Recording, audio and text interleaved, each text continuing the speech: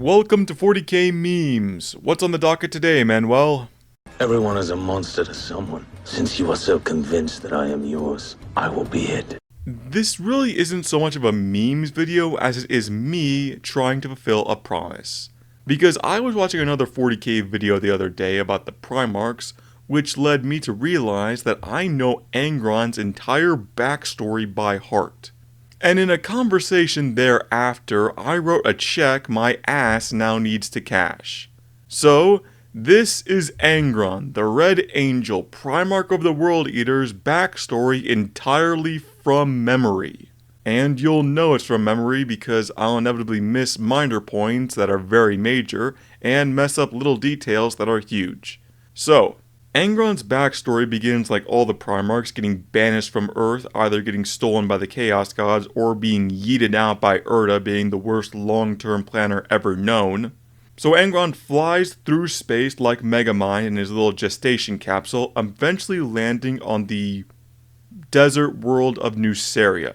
And Nuceria was kind of Roman style. They survived the Great Warp Storms basically by turning into slavery.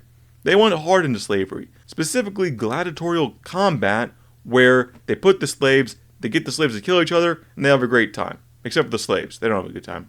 So Angron lands there, comes out of his pod as a little baby, and immediately kills 5 Eldar.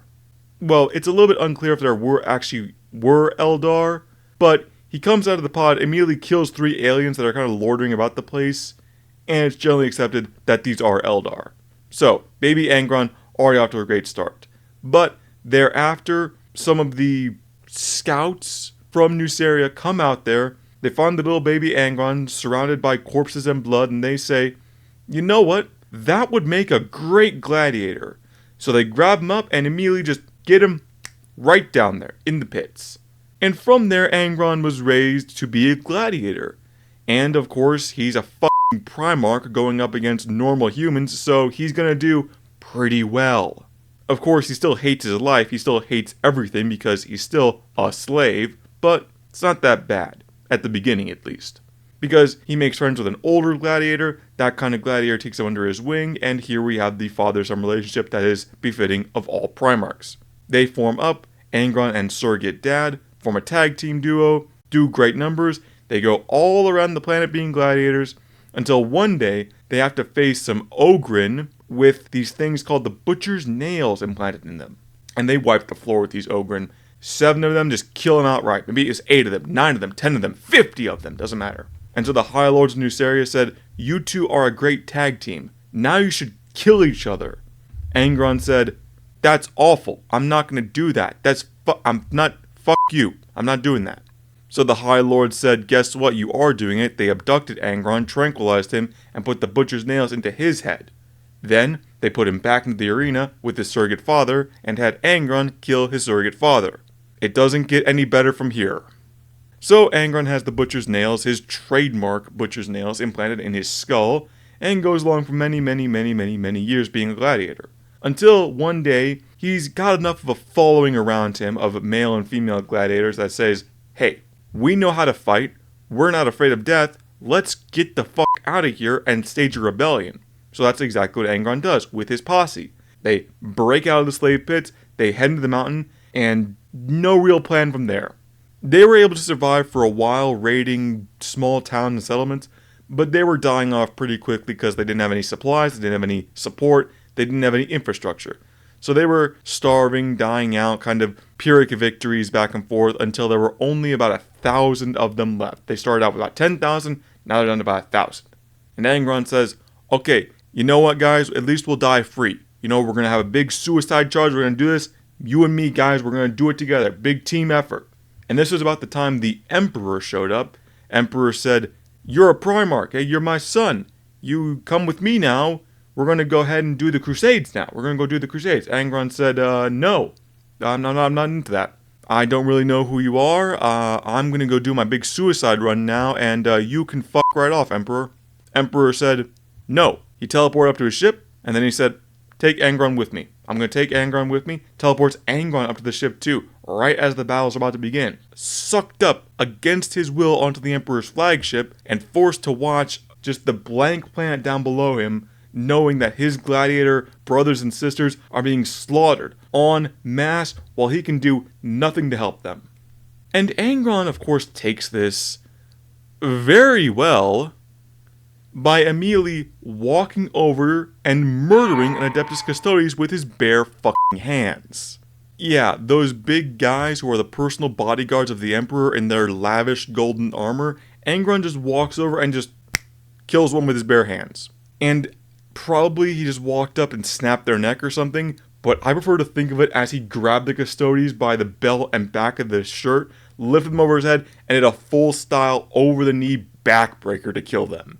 That's what wrestling is all about, folks. And you know what? Angron had said I was already ready to die. I'm going to go ahead and see how much of these golden douchebags I can take with me along the way. But the Emperor stepped in and once again ruined Angron's suicide play by putting him to sleep with his psychic powers. They take the unconscious Angron back to Terra, where all the big research and doctors and all that good stuff, they look at Angron with the butcher's nails and they say, we can't take these out. They have basically replaced parts of his brain and we can't do anything about them. In fact, it's worse than that, because the butcher's nails are slowly killing him, but because he's a Primarch with the ultra regenerative abilities, he is both getting killed and regenerating from being killed, so he's in a vicious cycle of living and dying over and over again. It's brutal. And the Emperor said, I can work with that. Brings Angron back awake and says, you're going to do the Crusades for me? Angron says, I don't care. I don't care about anything anymore. I am just a ghost. And the Emperor says, yeah, I can work with a ghost. Just do my bidding. Here's your legion.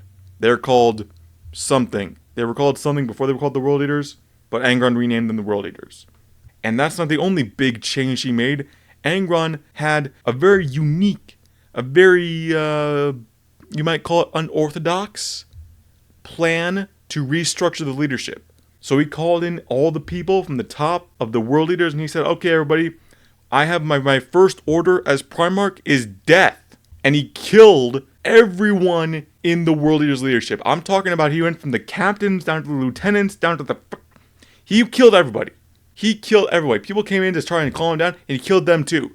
Angron was going on a tear because he's just like, no, I hate this place. I hate everyone. And they kept killing and killing and killing and killing until this lowly third captain by the name of Karn came in and said, hey, we can be cool, right? And Angron punched him a lot, but Karn took it. Karn was a good boy. He was like, I'm here for you. I'm here to be one-to-one with you. And Angron said, okay, I've got at least one man in my legion. I feel better now. With his new chapter master, Karn, and he also got this girl, this admiral who was ultra sassy called Latara Sarin. She was there too. You know what? Latara Sarin kind of deserves her own look. That's a whole other person for another time. We're talking about Angron right now. So Angron does Angron things. He goes around, kills people, kills more people, kills different people just to shake things up. At one point, he gets into a fist fight with his brother Lehman Russ. I don't remember why it started, but basically what happened was they went at it hard. Like they would have killed each other if the things were even a little bit more tense. And the way it ended was Angron got Russ in a pin, basically ready to tear out his fucking spine. But Russ said, look around. I've got all my boys ready to line up kill shots on you if you go for the kill. So we both lose, or we both win. As a matter of fact, it's established in canon that both of them would brag that they won while secretly considering that they lose. Pretty cool story. Anyway, Crusades, Crusades, Crusades. Finally, the Horus Heresy comes around and Horus is like, hey Angron, Emperor's kind of being an ass. You want to team up with the gods? And Angron's like, I hate the gods, but I hate the Emperor more because he killed my suicide run. I'm in it. I'm in it to win it. Angron was the first guy. He was at the front of the line to go right in there and say, let's go. Let's kick the Emperor's ass and Erda if she is in fact still canon. So, we got our merry band of dudes, except Angron is not really a military commander or a big team player, so he just kind of does whatever he wants to do. About the biggest contribution he made to the plan was when he was at Istvan 5, went down there, nearly killed Korax, and basically just did Angron things. It's Angron, you don't really need to know what he did. You can infer, and that's even worse. But eventually, things would come full circle for Angron as the Horus Seed led back to Nuceria. That's right, we're going back to Nuceria. And Angron was like, oh boy, rubbing my hands together, I'm going to do some good work here. But first stop, when I get down there, I want to go back to the place where my dudes died, where my dudes and dudettes died. I want to pay my respects. And when he got there, Angron found a sea of bones stretching out. Because all of his gladiators had been massacred, just left to die and just left out to the elements for the wildlife to devour their corpses, to just be cold in the snow and just dissolve out there. And for the first time, maybe not the first time, but for a significant time, Angron was pissed, but he was sad and pissed. He was just looking at the bodies.